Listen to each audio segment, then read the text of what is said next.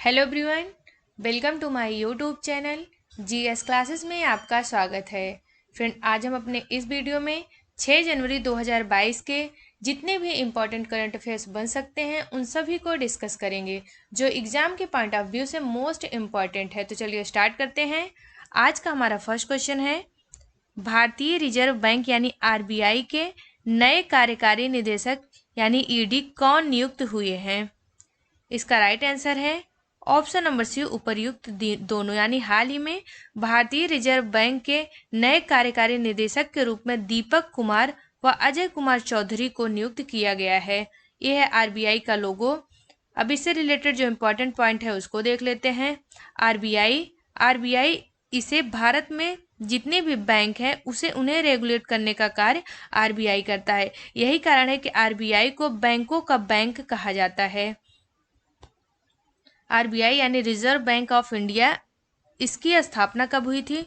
तो पूछा जाता है डेट कि 1 अप्रैल 1935 ईस्वी को आरबीआई की स्थापना हुई थी। और आरबीआई बैंक की स्थापना अगर पूछे किस अधिनियम के द्वारा की गई थी, तो भारतीय रिजर्व बैंक अधिनियम 1934 के द्वारा 1 अप्रैल 1935 को आरबीआई बैंक की स्थापना की गई थी।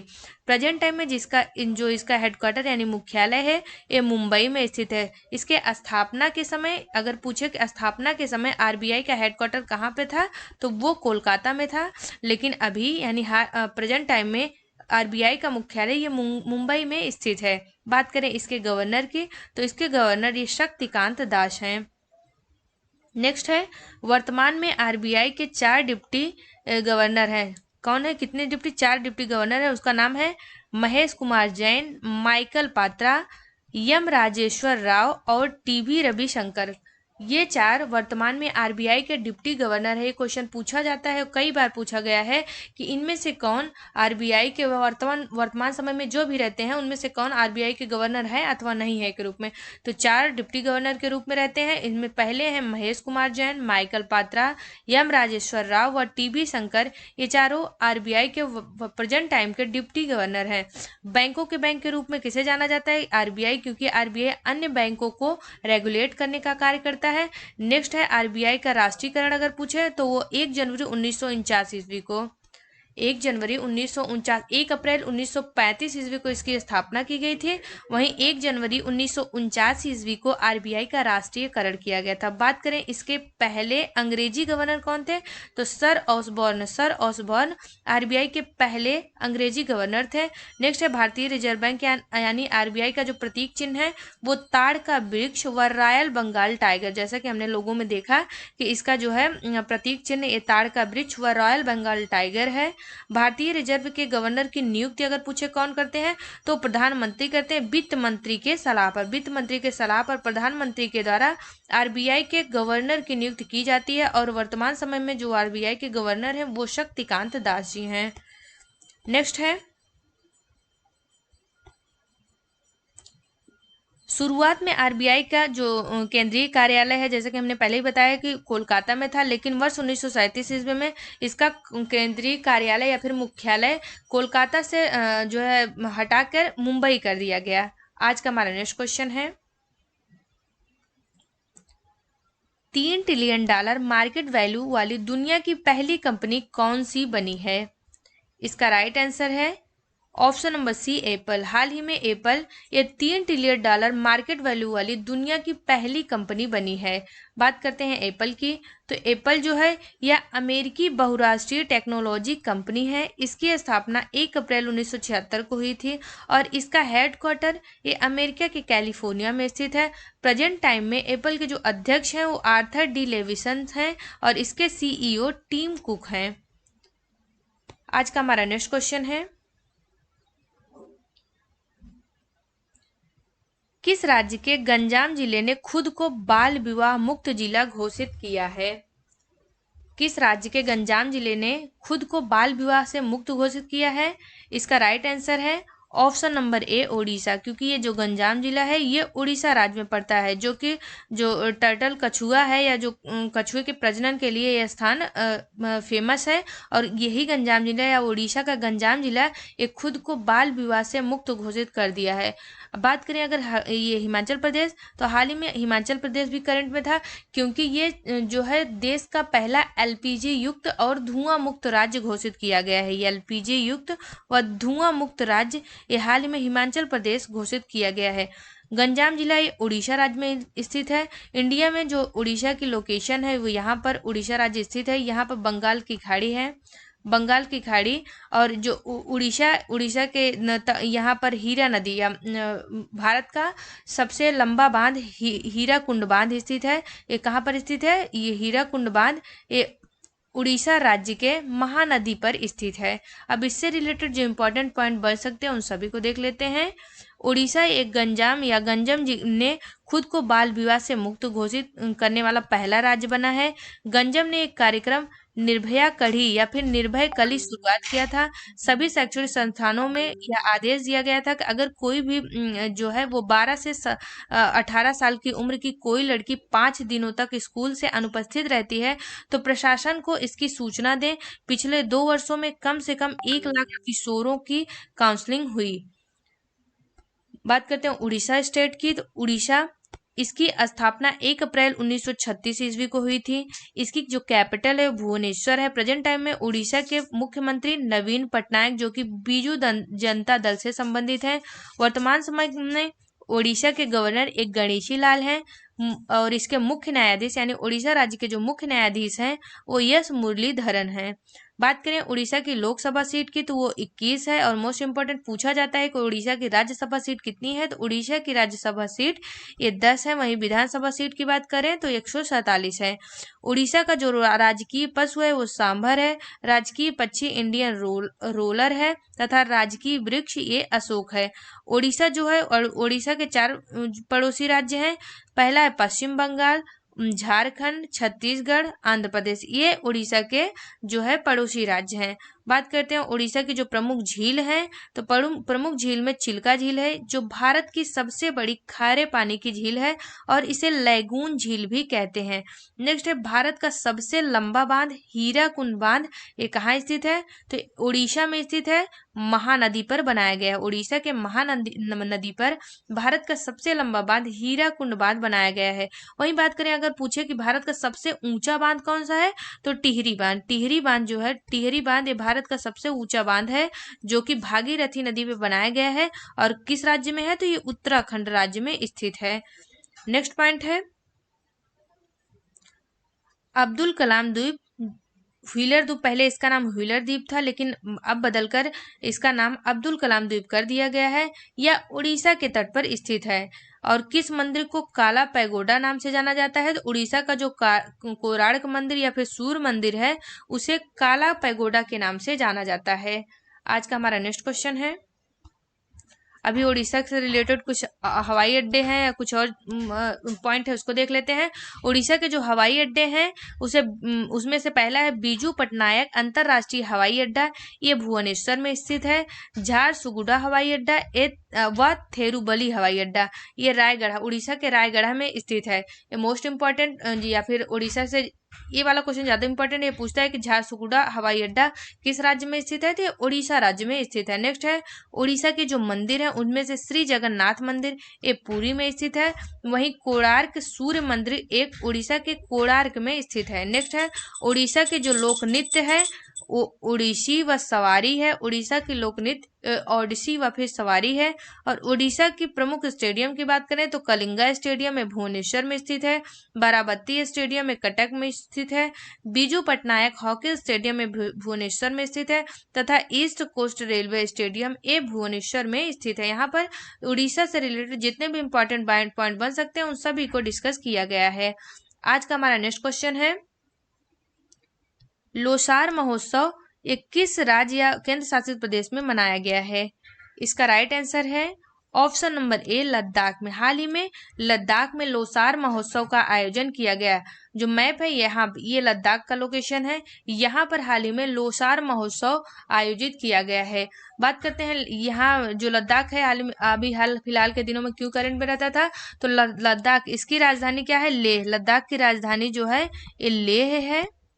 लेह में अपना पहला एफएम रेडियो स्टेशन खोला गया है। यहाँ पर लद्दाख ने लेह में अपना पहला एफएम रेडियो स्टेशन खोला है।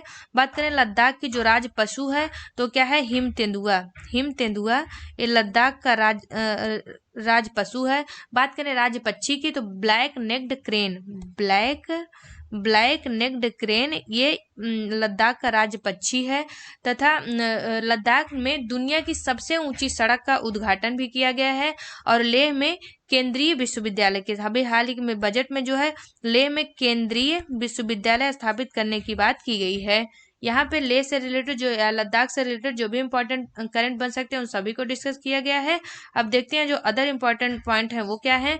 लद्दाख में लोसार महोत्सव तिब्बती बौद्ध धर्म के पारंपरिक कार्यक्रम में नए साल की शुरुआत में मनाया जाता है। लोसर एक तिब्बती शब्द है जिसका अर्थ नया साल होता है। गुड़ महोत्सव ये उत्तर प्रदेश के लखनऊ में आयोजित किया। हाल ही में जो यहाँ पे बात महोत्सव की गई है तो हाल के दिनों में जो भी महोत्सव मनाए गए हैं उनको एक बार देख लेते हैं। गुड़ महोत्सव का आयोजन उत्तर प्रदेश के लखनऊ में किया गया है। नेक्स्ट है हेरात त्योहार का आयोजन ये जम्मू कश्मीर में। हेरात त्योहार कहाँ पे किया गया था, ये भी मोस्ट इंपॉर्टेंट है। इसका आयोजन जम्मू कश्मीर राज्य में किया गया है। और अंतरराष्ट्रीय योग महोत्सव इसका उद्घाटन उत्तराखंड में किया गया है। काला नमक चावल महोत्सव, मोस्ट इंपॉर्टेंट क्वेश्चन ये भी है। काला नमक चावल महोत्सव ये उत्तर प्रदेश के सिद्धार्थ नगर में इसका आयोजन किया गया है। नेक्स्ट है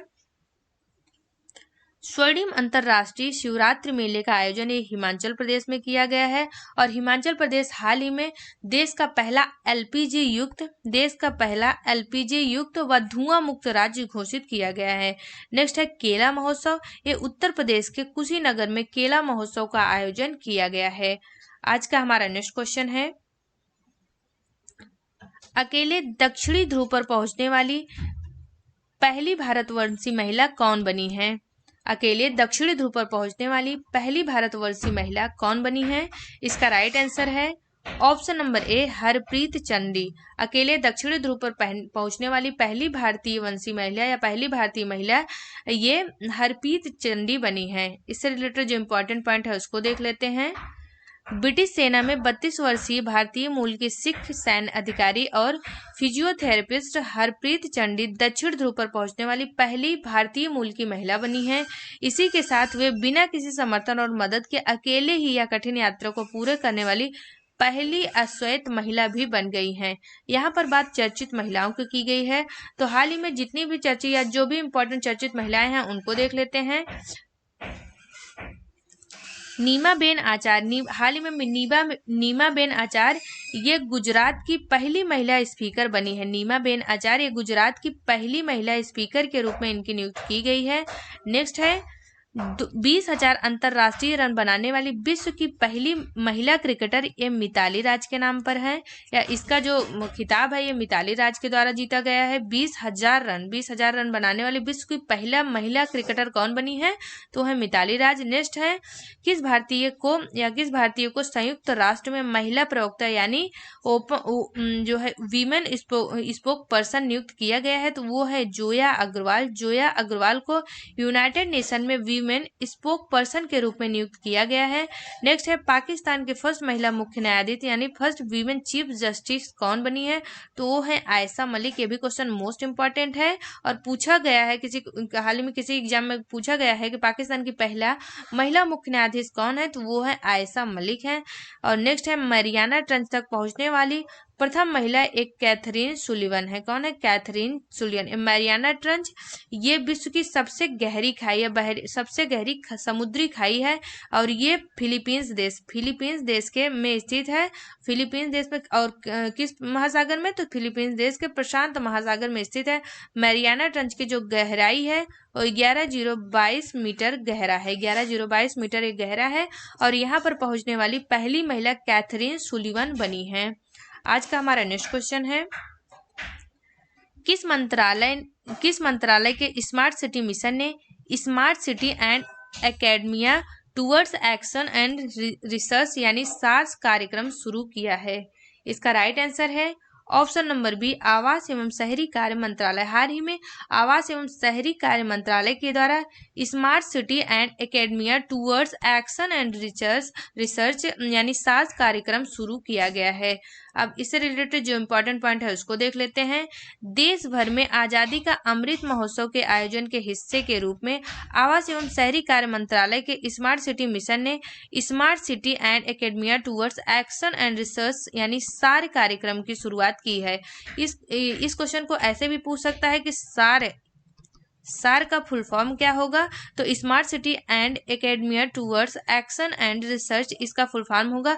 और इसकी शुरुआत किसके द्वारा की गई थी, तो इसकी शुरुआत जो है हाल ही में आवास एवं शहरी कार्य मंत्रालय के द्वारा स्मार्ट सिटी मिशन के तहत की गई है। तो इससे रिलेटेड जो इम्पोर्टेंट पॉइंट बन सकता है उसको हमने डिस्कस किया। अब आज का हमारा नेक्स्ट क्वेश्चन है, अमेरिकी परमाणु वाहक की कमान संभालने वाली पहली महिला नौसेना कैप्टन कौन बनी है? इसका राइट आंसर है option number A, Amy Bourne Smith. हाल ही में अमेरिकी परमाणु वाहक की कमान संभालने वाली पहली नौसेना कैप्टन एमी बॉर्न स्मिथ बनी है। आज का हमारा नेक्स्ट क्वेश्चन है, किस कंपनी ने साइबर हमलों से निपटने के लिए इजरायली सिक्योरिटी स्टार्टअप सिंप्लीफाई, इसका नाम क्या है, सिंप्लीफाई का अधिग्रहण किया है? इसका राइट आंसर है ऑप्शन नंबर डी, गूगल। हाल ही में गूगल के द्वारा इजरायली सिक्योरिटी स्टार्टअप सिंप्लीफाई का अधिग्रहण किया गया है। गूगल से रिलेटेड जो इम्पोर्टेंट पॉइंट है उसको देख लेते हैं। गूगल यह अमेरिका की एक बहुराष्ट्रीय टेक्नोलॉजी कंपनी है। इसकी स्थापना 4 सितंबर 1998 को किया गया था और इसका जो हेडक्वार्टर है ये संयुक्त राज्य अमेरिका की कैलिफोर्निया में स्थित है।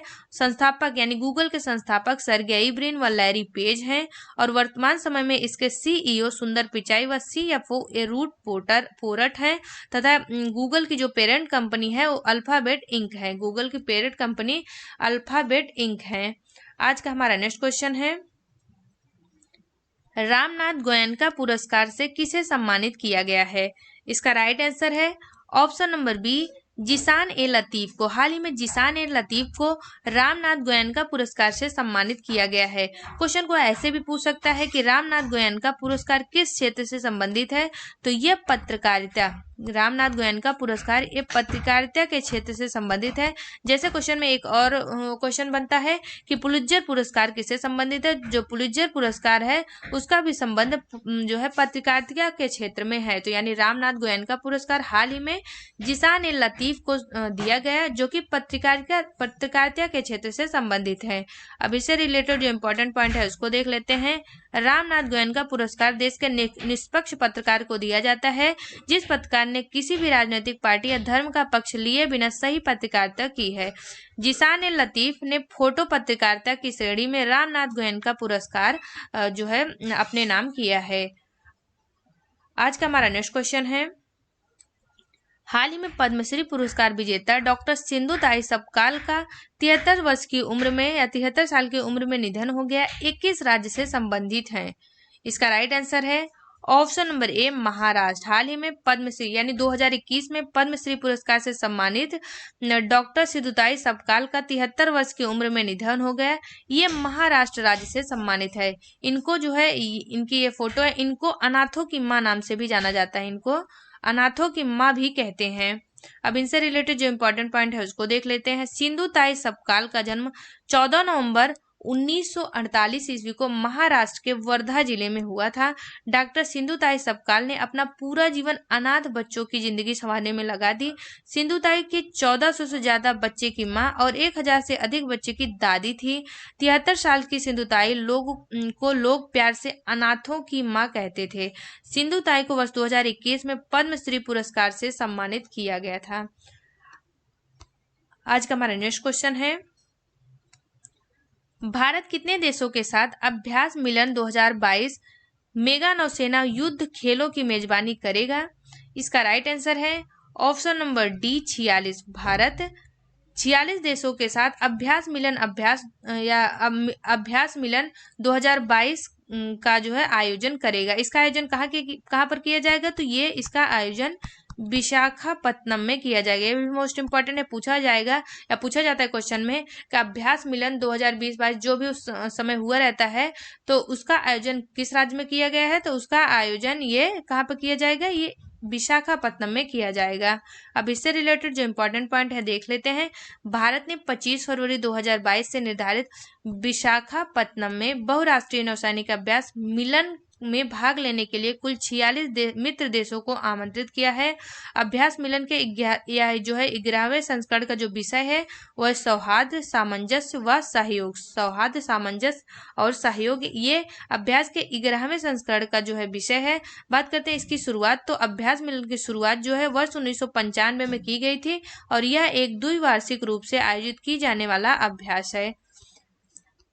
जीके पॉइंट के रूप में हमने पॉलिटी का जो सेशन है उसको देख रहे हैं। तो पॉलिटी के सेशन में पिछले वाले वीडियो में हमने मौलिक अधिकार से रिलेटेड जो भी आर्टिकल बनते हैं, अभी अनुच्छेद 12 से लेकर अनुच्छेद 35 तक सभी आर्टिकल को डीपली हमने कवर किया है। और मौलिक अधिकार जो है वो कहाँ से लिया गया है, किस देश से लिया गया है, तो वो संयुक्त राज्य अमेरिका से लिया गया है। आज के इस सेशन में हम जीके पॉइंट के रूप में राज्य के नीति निर्देशक तत्व, राज्य के नीति निर्देशक तत्व के बारे में जो है डिस्कस करेंगे। और जो नीति निर्देशक तत्व है वो आयरलैंड के संविधान से लिया गया। किस देश के संविधान से, मोस्ट इंपॉर्टेंट क्वेश्चन है और रिपीटेड क्वेश्चन है, बहुत बार पूछा जाता है कि राज्य के नीति निर्देशक तत्व को किस देश के संविधान से लिया गया है, तो ये आयरलैंड के संविधान से लिया गया है। तो इसका जो है वर्णन कब से किस आर्टिकल से किस आर्टिकल, आर्टिकल 36 से लेकर आर्टिकल 51 तक राज्य के नीति निर्देशक तत्व का वर्णन मिलता है। तो यहाँ पर जो भी इंपॉर्टेंट आर्टिकल है उसको देख लेते हैं। अनुच्छेद 36, इसमें राज्य की परिभाषा का वर्णन किया गया है। अनुच्छेद 37, या नीति निर्देशक तत्व के हनन होने पर न्यायालय शरण संभव नहीं है, न्यायालय की शरण संभव नहीं है। नीति निर्देशक तत्व के मतलब, इसका मतलब ये है कि जो मौलिक अधिकार होता है वो न्याय योग्य होता है। मौलिक अधिकार ये न्याय योग्य होता है, मतलब अगर हमारे मौलिक अधिकार का हनन हो रहा है तो हम न्यायालय में जा सकते हैं या फिर न्यायालय का सहारा ले सकते हैं। लेकिन अगर हमारे नीति निर्देशक तत्वों का हनन हो रहा है या फिर नीति निर्देशक तत्वों में किसी भी तरह से कमी आई है तो हम जो है न्यायालय नहीं जा सकते। इसी का मतलब होता है कि ये अवाद योग्य है, वाद योग्य नहीं है। जो नीति निर्देशक तत्व है ये अवाद योग्य है। इसके हनन में हम या इसके हनन होने पर हम न्यायालय की सहायता नहीं ले सकते हैं। इसका वर्णन आर्टिकल 36 में किया गया है। नेक्स्ट है अनुच्छेद 38, या लोक कल्याणकारी राज्य तथा उसकी नीतियों का वर्णन किया गया है। अनुच्छेद 39, इसमें राज्य भौतिक और अभौतिक साधनों के संकेंद्रण को रोकेगा। राज्य महिलाओं व बालकों व पुरुषों की क्या करेगा, इनके पर जिम्मेदारी जो दी गई है आर्टिकल 39 में दी गई है। बात करें, ये मोस्ट इंपॉर्टेंट है, आर्टिकल 39 का या फिर आर्टिकल 39 ये जो है ये निःशुल्क विधिक सहायता प्राप्त करने का अधिकार प्रदान करता है। मतलब वो व्यक्ति जो कानूनी या फिर जो जितनी भी कानूनी सहायता है उसको पेड करने के लिए उनके अंदर क्षमता नहीं है तो उनको निःशुल्क विधिक सहायता प्राप्त की जाएगी। इसका वर्णन अनुच्छेद 39 का में किया गया है और ये मोस्ट इंपॉर्टेंट जो है आर्टिकल्स है। बात करें अगर अनुच्छेद 40, तो ये देखते ही होंगे कितना फेवरेट क्वेश्चन है, ये रिपीटेड क्वेश्चन है अनुच्छेद 40। इसमें ग्राम पंचायतों के गठन की बात की गई है। नेक्स्ट है अनुच्छेद 41, इसमें राज्य आर्थिक व शैक्षणिक दृष्टि से पिछड़े वर्गों के लिए विशेष ध्यान देगा, आर्थिक व शैक्षणिक दृष्टि से। नेक्स्ट है अनुच्छेद 42 की बात करें तो इसमें कार्य की न्यायोचित या फिर न्यायोजित दशाएं बनाएगा तथा महिलाओं को निःशुल्क प्रसूति सहायता उपलब्ध कराएगा। क्वेश्चन को ऐसे ही पूछता है कि निम्नलिखित में से किस अनुच्छेद में महिलाओं को निःशुल्क प्रसूति सहायता उपलब्ध कराने का उपबंध किया गया है, तो वो है आर्टिकल 42 या फिर अनुच्छेद 42 में इसका वर्णन मिलता है। नेक्स्ट है अनुच्छेद 43। अनुच्छेद 43 यह उद्योग के प्रबंधन में मजदूरों या श्रमिकों के भाग लेने का अधिकार, यानी अनुच्छेद 43 में क्या है, मजदूरों व श्रमिकों के भाग लेने का अधिकार सुनिश्चित करता है। मोस्ट इंपॉर्टेंट है अनुच्छेद 43 का, यह सहकारी समितियों की स्थापना 97वां संविधान संशोधन 2011 के द्वारा किया गया। यानी अनुच्छेद 43 का में सहकारी समितियों का वर्णन मिलता है और सहकारी समितियों को 97वें संविधान संशोधन अधिनियम 2011 के द्वारा जोड़ा गया है। और बात करें जो है सहकारी समितियां, तो अनुसूची 9 ख में सहकारी समितियों का वर्णन अनुसूची 9 ख में मिलता है। नेक्स्ट है, और ये भी आर्टिकल मोस्ट इंपॉर्टेंट है, अनुच्छेद 44 यह राज्य समान नागरिक संहिता को लागू करने की बात की जाती है। गोवा एकमात्र ऐसा राज्य है जहां पर समान नागरिक संहिता लागू की गई है। नेक्स्ट है अनुच्छेद 45, इसमें राज्य 6 से लेकर 14 वर्ष के बालकों को निःशुल्क अनिवार्य शिक्षा देने की व्यवस्था की गई है, 6 से लेकर 14 वर्ष के।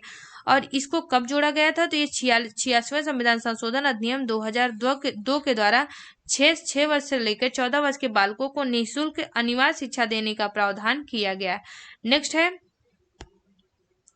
आर्टिकल 46। आर्टिकल 46 जो है ये राज्य एसटी व एससी तथा दुर्बल वर्गों के हितों का ध्यान रखेगा। आर्टिकल 48 ये भी मोस्ट इम्पोर्टेंट, राज्य कृषि और पशुपालन वैज्ञानिक तरीके से बढ़ावा देगा। और अनुच्छेद 48 का इसमें क्या है, राज्य पर्यावरण संरक्षण और संवर्धन का प्रयास करेगा। आर्टिकल 50 इसमें राज्य कार्यपालिका व न्यायपालिका का पृथक्करण करेगा।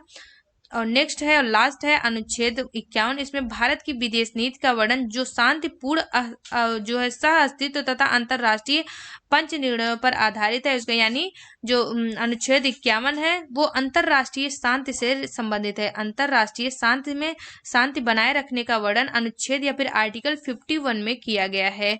यहाँ पर जो नीति निर्देशक तत्व से रिलेटेड जितने भी इम्पोर्टेंट या फिर सारे करंट अफेयर सारे आर्टिकल को डिस्कस किया गया है। बात करें नीति निर्देशक तत्व तो ये आयरलैंड के संविधान से लिया गया है।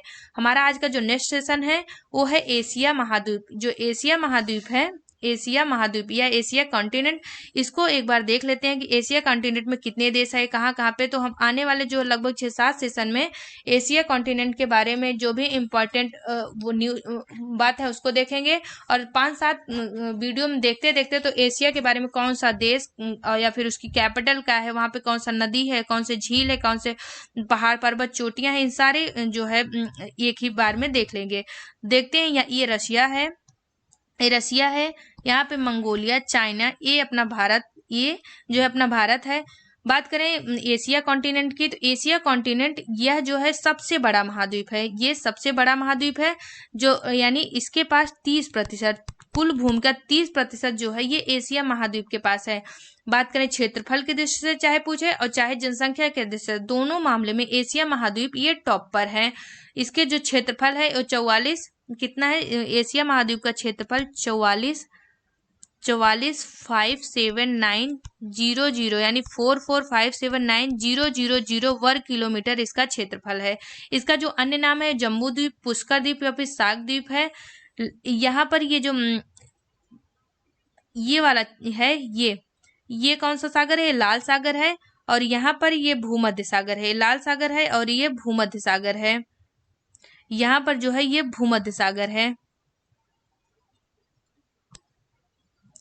आई थिंक इसका पूरा मैप यहाँ पे क्लियर नहीं हो पाया है तो हम ये वाले सेशन को छोड़ देते हैं। यहाँ पे लाल सागर नहीं है, जब इसके बड़े वाला मैप लगाएंगे तो उसमें देखेंगे। अब इससे रिलेटेड जो इधर वाला पॉइंट है उसको देख लेते हैं। ये अरब प्रायद्वीप है और ये दक्षिणी या फिर दक्कन का पठार है और ये हिंद चीनी प्रायद्वीप है।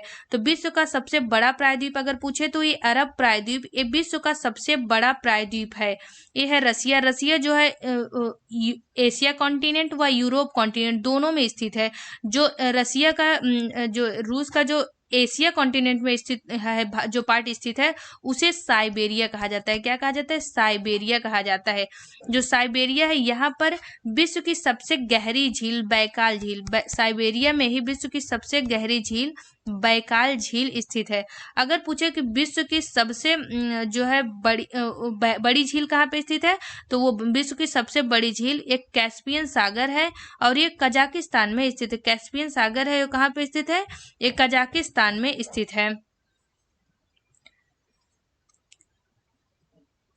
और अगर पूछे कि एशिया महाद्वीप में कितने जो है कंट्री हैं जो लैंड लॉक या फिर स्थलबद्ध देश है, स्थलबद्ध देश वे देश होते हैं जो जिनकी जो है लाइन या फिर जिनकी बाउंड्री ये समुद्र से, किसी भी समुद्र से टच नहीं करती है। तो यहाँ पे मैप में देख लेते हैं, जो मंगोलिया हो गया, मंगोलिया, और यहाँ पे लाओस, मंगोलिया, लाओस, नेपाल, ये भूटान हो गया। आप मैप के थ्रू याद करिएगा, आपको हमेशा याद रहेगा। मंगोलिया, ये देखिए यहाँ से चीन से छूटा लगा हुआ है और यहाँ से जो है रसिया से लगा हुआ है, तो ये भी एक स्थलबद्ध देश है। लाओस देख रहे हैं, किसी भी तरह से मतलब चारों तरफ से देशों से घिरा हुआ है, इसकी कोई भी बॉर्डर रेखा जो है समुद्र को टच नहीं कर रही है। यहाँ बात करें भूटान हो, नेपाल हो गया, Afghanistan, Turkmenistan, Uzbekistan, Kazakhstan, Tajikistan, Kyrgyzstan, ये सारे देश कहाँ पर स्थित है, या ये सारे देश लैंड लॉक कंट्री के श्रेणी में आते हैं। बात करें अगर पूछे सबसे बड़ी लैंड लॉक कंट्री कौन सी है, तो सबसे बड़ी नंबर 1 पे है कजाकिस्तान। नंबर 1 क्षेत्रफल के दृष्टि से सबसे बड़ा लैंड लॉक कंट्री ये कजाकिस्तान है, और दूसरे स्थान पर मंगोलिया है। दूसरे स्थान पर जो है कौन सा देश है, ये मंगोलिया है। बात करें ये एशिया महाद्वीप और अफ्रीका महाद्वीप, ये लाल सागर व स्वेज नहर के द्वारा एक दूसरे से अलग हुए हैं। जो स्वेज नहर है वो लाल सागर व भूमध्य सागर को जोड़ने के लिए एक नहर बनाई गई है, और ये स्वेज नहर व लाल सागर के द्वारा एशिया कॉन्टिनेंट अफ्रीका कॉन्टिनेंट से अलग होता है। अगर बात करें यहाँ पे जो है रसिया के साइबेरिया से रसिया से संयुक्त राज्य अमेरिका का जो अलास्का प्रांत है, वहां उन दोनों के बीच बेरिंग जल संधि है। क्वेश्चन में ऐसे पूछा जाता है, बेरिंग जल संधि किसके बीच स्थित है, रसिया व अलास्का के बीच बेरिंग जल संधि है, और ये संयुक्त राज्य अमेरिका व एशिया कॉन्टिनेंट को या फिर अमेरिका व फिर एशिया, उत्तरी अमेरिका कॉन्टिनेंट व फिर एशिया कॉन्टिनेंट को अलग करने वाली जो जल संधि है वो है बेरिंग जल संधि। ये फिलीपींस देश की बात करें, एशिया में फिलीपींस देश स्थित है, और यहाँ पे फिलीपींस में ये मैरियाना ट्रंच पाया जाता है। विश्व का सबसे बड़ा सबसे गहरा सागरीय गर्त जो है ये मैरियाना ट्रंच या फिर मैरियाना गर्त है। ये फिलीपींस देश में स्थित है। फिलीपींस देश में किस महासागर में, तो प्रशांत महासागर में ये स्थित है। और ये वाला जो क्षेत्र है, यहाँ पर पामीर का पठार पाया जाता है। पामीर के पठार को विश्व की छत के नाम से भी जाना जाता है। पामीर के जो पठार है उसको विश्व की छत के नाम से भी जाना जाता है। फ्रेंड, यहाँ पर हमने एशिया कॉन्टिनेंट से रिलेटेड जितने भी इंपॉर्टेंट पॉइंट बन सकते हैं उन सभी को कवर किया है, और आगे वीडियो में जो भी हमारा नेक्स्ट वीडियो आएगा उसमें सब में एशिया कॉन्टिनेंट को एक एक करके डीपली इसको कवर करेंगे। फ्रेंड, अगर आपको हमारा वीडियो अच्छा लगा हो तो प्लीज हमारे वीडियो को लाइक करें, और अगर आप हमारे चैनल में फर्स्ट टाइम विजिट कर रहे हो तो हमारे चैनल को सब्सक्राइब करें तथा बेल आइकन को जरूर प्रेस करें, ताकि हमारे आने वाले सभी वीडियो का नोटिफिकेशन आपको सबसे पहले मिल सके। Thank you for watching my video. जय